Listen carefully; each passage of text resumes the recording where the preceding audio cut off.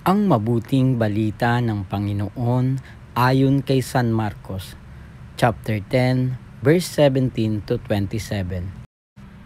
Noong panahong iyon, nang paalis na si Jesus ay may isang lalaking patakbong lumapit.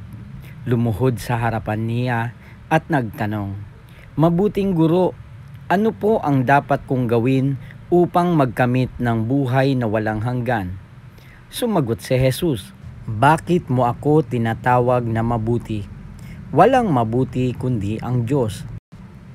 Alam mo ang mga utos, huwag kang papatay, huwag kang mangangalunya, huwag kang magnanakaw, huwag kang magsisinungaling sa iyong pagsaksi, huwag kang magdadaya, igalang mo ang iyong ama't ina."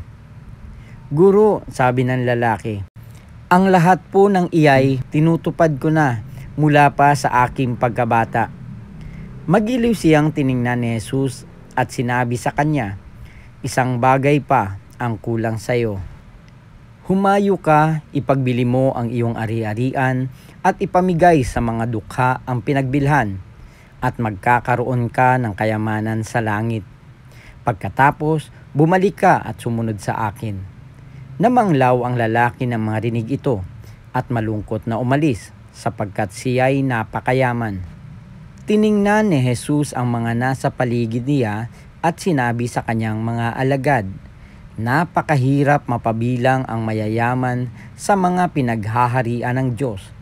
Nagtaka ang mga alagad sa pananalitang ito.